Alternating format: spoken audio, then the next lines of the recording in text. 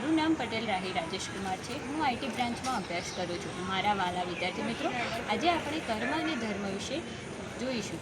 કર્મ અને ધર્મ એ બંને શબ્દો આપણા જીવનમાં ખૂબ જ અગત્યના હોય છે।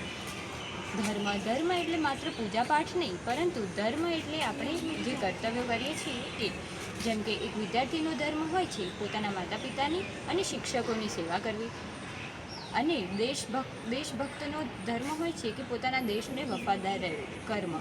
કર્મ એટલે ફક્ત કાર્યો નહીં, પરંતુ જે આપણે બોલીએ છીએ, વિચારીએ છીએ, એ બધું એક કર્મ જ છે।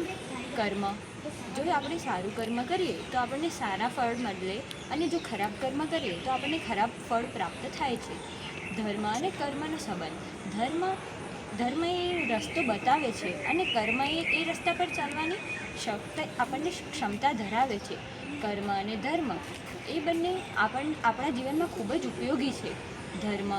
આપણે ધર્મને અનુસરીને કર્મ કરીએ છીએ એ નૈતિક કાર્યો છે।